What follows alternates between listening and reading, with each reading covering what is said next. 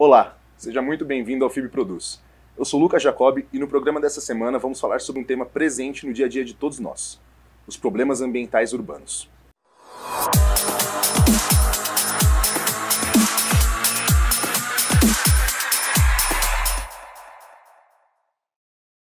De acordo com dados da Organização das Nações Unidas, cerca de 54% da população mundial vive nas zonas urbanas.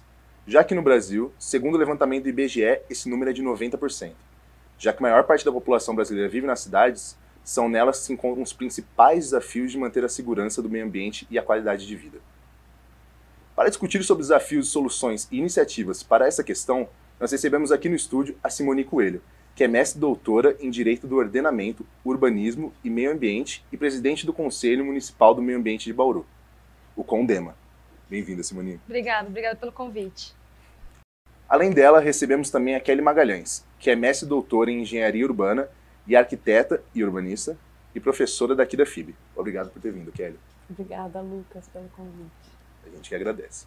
Cidade e natureza são vistos muitas vezes como lugares separados, né? Totalmente distintos. Então, eu queria saber das duas, né? Como que a gente pode trazer a complexidade dessa discussão para a discussão realmente dentro da sociedade, né? Bom, a relação cidade e natureza acompanha o desenvolvimento das civilizações desde os primórdios, né? Desde as primeiras organizações, não na forma de cidade, mas na forma de comunidades, né? E os povos primitivos buscavam o domínio da natureza de diversas formas, ou na condução das águas dos rios para drenar suas pequenas plantações, enfim, né? Então, essa forma de organizar o território para extrair da terra, né, o seu sustento é natural, né? E essa forma de moldar a natureza acompanha, então, o processo civilizatório. E, aos poucos, essa relação ocupação humana e natureza vai tendo uma série de contornos, né, ao longo desse processo. Muitas vezes de afastamento, né? A natureza se torna um problema desde o século XVIII e todas as ações humanas que acontecem no espaço da cidade são para afastar o homem, né, dessa natureza. A natureza passa a ser um problema, né? E todos esses problemas estão acumulados na cidade. Nós herdamos, né, na cidade contemporânea, a cidade contemporânea é fruto, né, desta maneira de controlar a natureza. Acho que é isso, complementando só o que muito bem disse a professora Kelly, até década de 90, o movimento ambientalista também trabalhava com essa visão, né, agenda verde, né, que era uma agenda árvore na floresta, né, fora dessa visão que deve, inclusive, abarcar a cidade. A partir da década de 90, os fóruns internacionais, a própria ONU, né, veio com, então, agendas que abraçavam também o meio ambiente dentro da cidade. Então, a gente começou a perceber, e por que, na verdade, isso aconteceu, né? Porque os desastres, as consequências de uma ocupação desorganizada, sem que essa visão holística, né, de meio ambiente e de cidade tivesse acontecido lá atrás, começou a acarretar problemas que suscitaram, então, esse tipo de questionamento e de visão, né, global da cidade e meio ambiente, que um não destoa do outro. Inclusive, uma cidade, para ser sustentável, para ser uma cidade adequada, né, para ser uma cidade que dê direito à moradia, que dê direito a saneamento básico, ela precisa também olhar o meio ambiente, do seu meio ambiente urbano, né? É isso. Com certeza. Muito obrigado. Pegando cabo até no que você falou, como que a expansão desordenada, né, das cidades impacta no meio ambiente? Então, exatamente é esse o problema, não é? Um adensamento populacional sem qualquer tipo de controle, né? Uma ocupação irregular, que a gente estava até conversando agora com a questão de Petrópolis, acabou ocasionando todos esses desastres ambientais que, na verdade, foram preteridos, né? Porque eles já estavam acontecendo, né? E se fechou-se os olhos um pouco para essas situações. e essa ocupação desordenada, o próprio êxodo, né, década de 70, né, começou a trazer esse tipo de adensamento, de preocupação num curto espaço de tempo. Sim. Porque, para você ver, em 1950 a gente tinha 2 cidades com mais de 1 milhão de habitantes no Brasil. Em 2000 a gente já tinha 13 cidades com mais de 1 milhão de habitantes. Então, esse forte e rápido ocupação de adensamento populacional acabou também gerando esse tipo de preocupação em se ver o meio ambiente dentro da cidade. Bom, por definição, a urbanização é o acúmulo de técnicas de modificação do meio natural para transformar esse meio natural em cidade, né?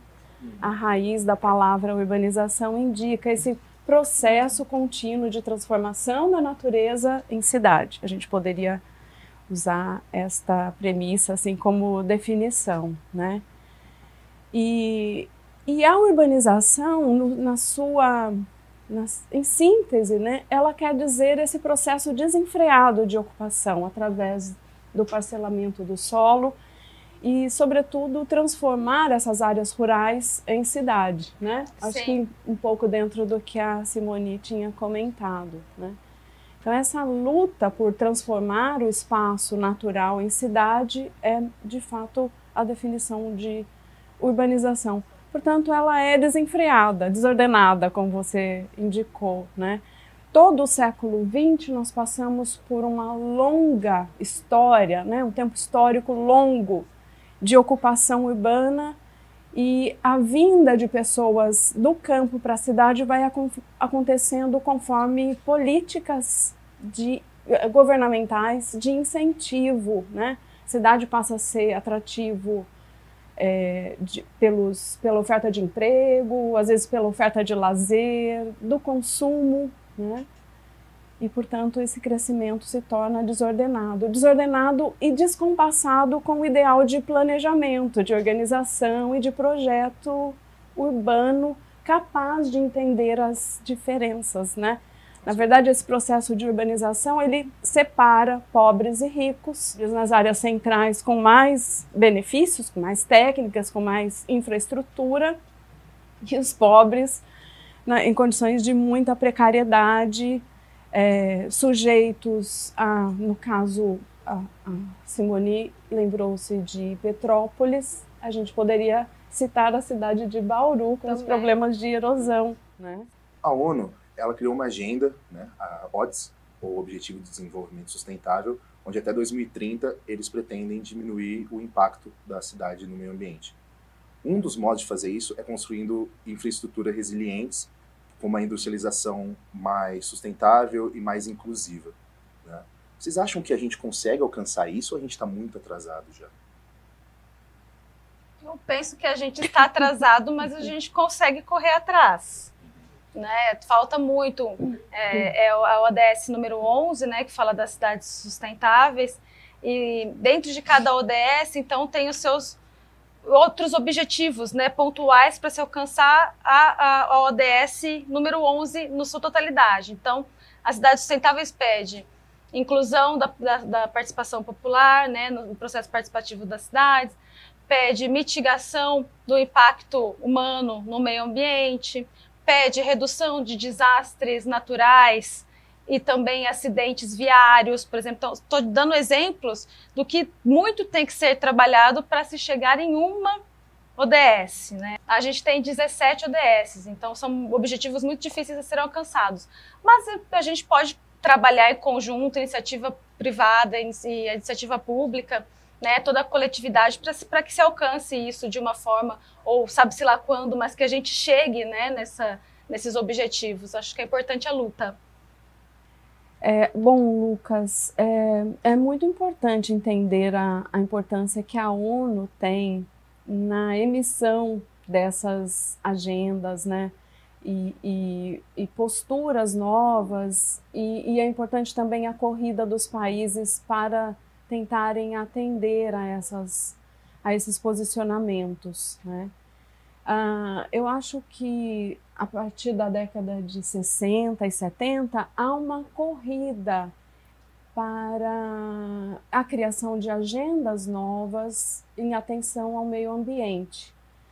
Mas é preciso entender a quem servem essas agendas, né? Eu acho que é preciso ser um pouco entusiasta, mas também ter um cuidado, né, ao analisar essa obrigatoriedade, como é que esses governos vão conseguir atender, né, falando do planeta Terra, né?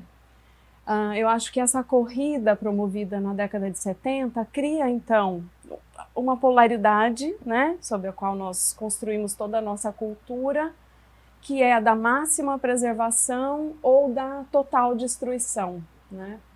E eu acredito muito num caminho central, onde a gente possa transformar a natureza, mas com técnicas... hoje se fala de técnicas de baixo impacto, né? Então, acho que seria o caminho. A gente precisamos de cidade, precisamos acolher, os estados são responsáveis pela acolhida dessas populações que estão em situação de vulnerabilidade. Deveria ter políticas públicas que promovessem um melhor equilíbrio, né? Projetos equilibrados com a natureza. Eu, como arquiteta, sou obrigada a pensar assim, né? Não tem como fugir da minha formação, né? E eu acho importante, sim, essa corrida, né? Eu atuo numa instituição de ensino superior, né? E as instituições de ensino superior estão correndo também por criando projetos, criando agendas que atendam às ODSs, né? Então, acho que é uma corrida dos governos, das instituições as mais variadas e também da comunidade, como lembrou muito bem a Simoni, né? Então é preciso que haja um esforço coletivo, né? A gente tem que aproveitar o momento que nós vivemos, que nós estamos numa coletividade, estamos na cidade, né? E é a partir da cidade que a gente consegue resolver esses problemas, né? Vamos fazer uma pausa e voltamos depois do intervalo com o FIB Produz. Até já!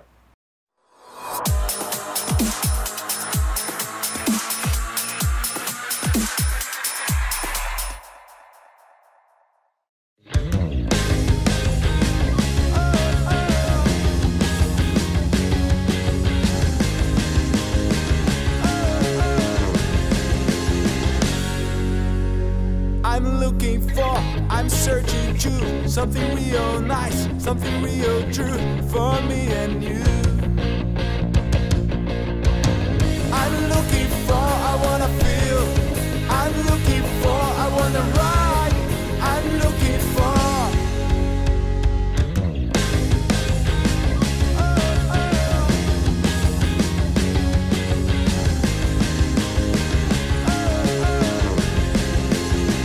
I'm looking for, I'm searching to something real nice, something real true for me and you. I'm looking for, I wanna feel. I'm looking for, I wanna ride. I'm looking for, I wanna things to do.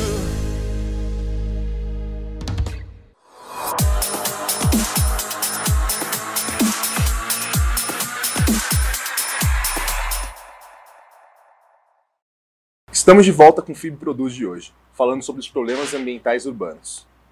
Na primeira parte, nós conversamos sobre os desafios encarados pelas cidades e nesse bloco vamos falar sobre as possíveis estratégias e soluções. Nos últimos anos tem ganhado muita força o termo cidade inteligente, a criação de cidades inteligentes ou cidades biofílicas. E a gente tem essa dúvida, a cidade inteligente, ela se preocupa só com a tecnologia ou ela se preocupa com a sustentabilidade também? É o casamento, digamos assim, né? Precisa ser analisado e, na verdade, precisa ser executada dessas duas formas. A cidade inteligente, quando a gente coloca o meio ambiente nisso, a gente trabalha com melhores técnicas disponíveis e a gente também tem que trabalhar com a sustentabilidade, obviamente. Então, uma coisa tem que estar voltada, um prisma tem que estar voltado para o outro, né? Para que eles se entrelacem e realmente atinja o objetivo que é esse, né? A cidade sustentável, que inclusive é uma diretriz, né? Uma imposição, na verdade, pela Constituição Federal, né? do poder público, né, de proporcionar a cidade sustentável, o que vem também abarcado no Estatuto da Cidade. Então, são coisas importantes a serem vistas, e a cidade inteligente ela precisa ser sustentável e inteligente, né, para que se alcance o outro.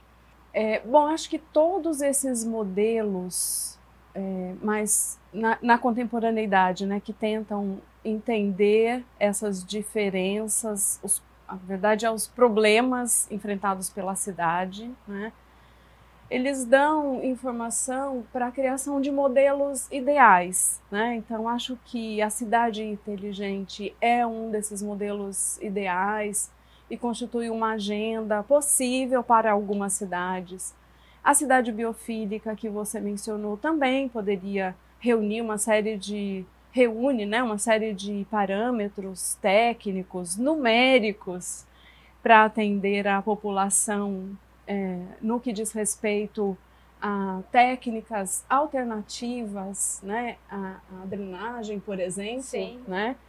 E são todos modelos, mas isto tudo depende dos governos de entenderem que políticas públicas devem ser criadas para atender às necessidades da cidade, entendendo que nós temos cidadãos, né? Entendendo que nós temos vidas humanas, né? Vivendo nesses espaços, que é o espaço da cidade, né? Então, desta forma, assim, entendendo que essa cidade é produzida para cidadãos, para pessoas andarem, circularem, brincarem, né? A gente consegue, então, eu acho, né, que a possibilidade da gente pensar em sustentabilidade é muito difícil, é urgente, né? Difícil de entender uma agenda única para atender o que é sustentabilidade urbana, né? Sustentabilidade na cidade, mas se nós não entendermos que nós temos pessoas morando nesse lugar, nenhum desses modelos faz sentido. Com certeza. Quando pensamos na cidade usar espaço planejado, né, a gente pensa muito no termo e no plano diretor. Para quem não sabe, quem está vendo aqui não sabe o que é, vocês podem explicar para a gente o que é plano diretor? O plano diretor, ele é municipal, não é? Ele vem de uma imposição da Constituição Federal, no artigo 182, que pede para que, uma norma então da União, né, que pede para que sejam executadas as normas principiológicas para um desenvolvimento urbano adequado, né? Então, em 2001 veio o Estatuto da Cidade, que é uma lei. E nesse estatuto, então, ele traz diretrizes para a política urbana. E lá são vários incisos do artigo, mas alguns deles é preservação do meio ambiente natural e construído, né, gestão democrática, participação popular, né, na gestão da urbanização, né, e é aí que surge o plano diretor. E o próprio Estatuto da Cidade, inclusive, obriga que a cidade implemente um plano diretor municipal. Então, cidades até 20 mil habitantes são obrigadas a ter um plano diretor participativo municipal. Então, esse plano ele vai gerir, vai mostrar, né, o mapa da cidade, o que pode fazer, onde não pode fazer, quais são os instrumentos econômicos para você poder construir um edifício, para você construir uma casa.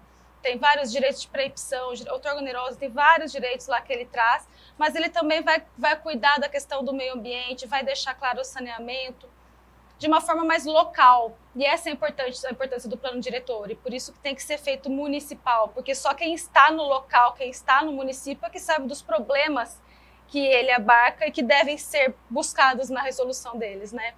Então, e a participação da população na construção desse plano é de suma importância, né? Porque a participação popular, ela que constrói a agenda do município, porque ninguém mais do que o próprio cidadão que mora ali naquele bairro é que sabe quais são os problemas daquele local, para depois levar para os vereadores isso virar um plano, né, de urbanização, um plano de lei mesmo, para melhor gestão da cidade. A Lei 10.257 é de 2001, mais conhecida então como a Lei do Estatuto da Cidade, né? É o Estatuto da Cidade. e, sem dúvida nenhuma, foi um marco no planejamento urbano das cidades brasileiras. Um marco porque coloca uma esperança nova, né, numa peça legal que vai promover o ordenamento do uso do solo, da criação de outras formas de planejamento através da participação popular, né? E que foi colocado assim, como um momento de esperança. Então, muitas cidades correram, né, para desenvolver os seus planos diretores e enfim, né?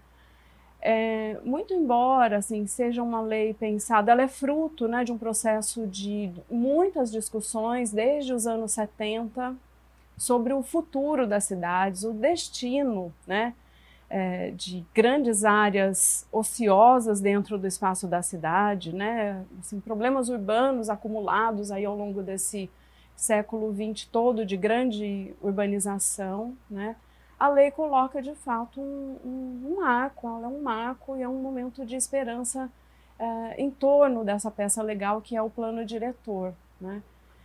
Muito embora então ele tenha sido pensado para cidades em condições de metrópole, né, muitas cidades do interior também cumpriram essa agenda desenvolvendo os seus planos diretores. Bauru é uma dessas cidades, né, que teve um plano diretor renovado, com um processo de participação bastante interessante, né?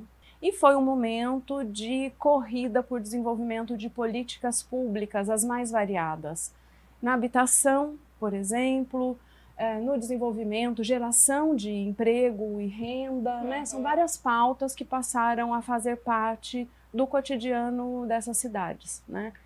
E em contraponto a planos diretores feitos aí ao longo da segunda metade do século XX, que eram peças muito extensas, muito técnicas, né? Os planos diretores Sim. mais novos têm essa característica de, ao optar-se pela participação popular, essa integração, né? O plano diretor e a cidade passou a ser mais efetiva, ou pelo menos transitar no nível da esperança ou da situação ideal, né? E para essas cidades, né, uma forma dessa população cobrar do poder público a atuação e a efetividade daquelas propostas colocadas no plano diretor. Com certeza. Só mais uma observação, professora. É importante a gente destacar aqui que existe uma imposição legal de renovação do plano diretor a cada 5 anos, justamente porque a cidade se transforma, né? A cidade se desenvolve e o plano diretor tem que acompanhar essa mudança. E um exemplo de participação popular também que a gente pode dar são os conselhos, né, municipais, né? A participação popular é uma garantia da Constituição Federal. A gente tem, então, os conselhos, o exemplo do CONDEMA, que é o Conselho do Meio Ambiente. Tem a Política Nacional de Meio Ambiente, que é uma lei de 81. Lá ela já preza a importância dos conselhos, em que pese falar, dar destaque para o Conselho Estadual, é um conselho também de participação popular. E a presença dos conselhos, ela acaba aproximando a sociedade civil da administração pública também. E por quê? Porque a sociedade tem a oportunidade de propor projetos, de deliberar, né, determinadas situações e caminhos, direcionar caminhos dentro daquele tema que o conselho se propõe, de participar mais ativamente, mais diretamente. O que é realmente a execução, a execuibilidade da democracia em si, né? Então, aqui em Bauru a gente tem 30 conselhos, né, professora? Tem uma casa dos conselhos que apoia todos esses conselhos como sede, se for necessário. E essa é mais uma aplicação mesmo de uma garantia constitucional que a gente tem que preservar, tem que lutar para sempre para que isso seja mantido. Ao longo do programa, nós conversamos sobre as dificuldades e soluções para os problemas ambientais urbanos. E agora nós vamos conhecer uma iniciativa daqui de Bauru que ajuda a diminuir parte desses problemas. Unindo a preservação do meio ambiente e a valorização do espaço urbano, é o projeto voluntário Abraço Parque, liderado pelo jornalista Adilson Mota. Vamos ver. O projeto Abraço Parque surgiu no dia 11 de julho de 2020, né? com um passeio que nós estávamos fazendo aqui no parque, eu vi que estava muito sujo. Mato alto, muitas garrafas PET na lagoa, muitas sacolas de mercado na lagoa, e eu vi que estava sujo. E eu falei assim, não, eu vou fazer alguma coisa em benefício da população e principalmente do Parque Vitória Régia. Ali criou-se a ideia de fazer um grupo de voluntários para a gente cuidar desses 18 mil metros que é o Parque Vitória Régia. Ali nasceu a vontade de fazer uma camiseta, ali nasceu a vontade de fazer uns instrumentos para tirar tudo aquilo que era do lago, né, estava no lago como lixo, e ali nasceu-se a vontade de melhorar os compartilhamentos, compartilhar o lixo, onde a gente ia juntar o lixo. Então nós ganhamos 13 lixeiras, instalamos no parque, nós ganhamos também algumas plaquinhas indicativas, né, de colocar o lixo na lixeira, de não proibir nadar e pescar, umas plaquinhas que possa educar a população que aqui usa o espaço para fazer recreação, caminhada, piquenique. Então a vontade de se melhorar o Parque Vitória Régia. Sempre que a gente fala de sustentabilidade e meio ambiente, parece um assunto meio distante das pessoas, que pertence apenas ao poder público. Queria que, para fechar o programa, que vocês falassem como a participação popular é importante para o assunto do meio ambiente e sustentabilidade. Bom, essas iniciativas, tal como essa que nós acompanhamos agora no VT, acho que dão uma certa esperança, né? Nós estávamos falando sobre essa possibilidade de criar esperança, né? É uma iniciativa que qualquer um de nós pode capitanear junto no nosso condomínio, no bairro que a gente mora, porque nós estamos falando da cidade que a gente vive, né? Nós temos por hábito entrar no carro e fazer pequenos ou longos deslocamentos pela cidade e não olhar à nossa volta, né? Na medida que a gente deixa o carro em casa, por exemplo, a gente pode começar a observar a qualidade das calçadas, né, que não são fáceis para serem usadas por pessoas idosas ou por crianças, né? E acho que nós temos que ter responsabilidade sobre esses aspectos da cidade. Na medida em que a gente vivencia esses espaços, os espaços públicos, a gente sente na pele, né, que não dá para fazer um trajeto a pé, por exemplo, porque não tem árvore, né? E exigir árvore ou plantar uma árvore é uma dessas formas da gente participar também. Não só na participação política, mas na vida da cidade, né? Lucas, você disse bem a pergunta. Quando a gente fala de meio ambiente, as pessoas têm o hábito realmente de sentar e apontar, né? Então, é o outro, é o poder público, é fulano, não é? A gente esquece, às vezes, ou quase sempre, né, que a gente pode fazer também. E que o pouquinho, mas vai ser muito pouco, o pouquinho é muito. Não é? É importante que o pouco de todo mundo some e vire uma quantidade significativa, um efeito significativo o projeto. Claro que o projeto do Abraço Parque, do Adilson, é um projeto de significância, né? Não é um projeto, né, muito local. Claro que todos são importantes, mas eu estou falando do impacto mesmo. É um dos maiores parques da cidade, né, visitado até por turistas. Então, realmente é um projeto de relevância do município, sem dúvida. Mas aqueles pequenos hábitos, não é, que a gente sempre vê, inclusive nas televisões, jogar o papel, né, fechar a torneira, não jogar papel, né, no chão, jogar no lixo, fechar a torneira, reciclar o seu lixo. Isso já são iniciativas que já podem ser feitas por nós mesmos sem precisar, né, se movimentar muito várias outras pessoas. Mas a gente tem outros exemplos fantásticos dentro do Condema. Eu tenho informações, né, que chegam de projetos de hortas comunitárias que surgiram pela própria população, o que já resolve também um outro problema, que são os vazios urbanos, né, de lotes abandonados, obsoletos. Tem a questão das árvores, arborização com árvores frutíferas também, que são projetos de participação, de iniciativa e 100% popular, sem nenhum tipo de incentivo público. Tem também um caso de um setor empresarial que utiliza resíduos de construção civil para a pavimentação asfáltica do loteamento que ele está construindo, que evita transporte de resíduos, então emissão de poluentes e ainda a reutilização desse material no próprio local, né? Então são iniciativas populares, mesmo que empresarial, mas particulares, não são públicas, né? Que são de importância, suma importância para realmente a gente conseguir trabalhar esse desenvolvimento sustentável e o desenvolvimento da cidade, né? Os dois de mãos dadas aí. Com certeza. Então eu quero agradecer a presença de vocês, muito obrigado por terem aceito o nosso convite e agradeço muito a presença de vocês aqui no FIB Produz. Obrigada, eu agradeço. Obrigada pelo convite, Lucas. Uma boa noite para você. Uma boa noite. Hoje nós conversamos com a mestre doutora em Direito do Ordenamento, Urbanismo e Meio Ambiente e presidente do Conselho Municipal do Meio Ambiente de Bauru, Simoni Coelho, e com a mestre doutora em Engenharia Urbana, arquiteta e urbanista e professora da FIB, Kelly Magalhães, sobre os problemas e soluções ambientais urbanos. Eu sou Lucas Jacobi e esse foi o FIB Produz dessa semana. Obrigado pela sua companhia e até a próxima.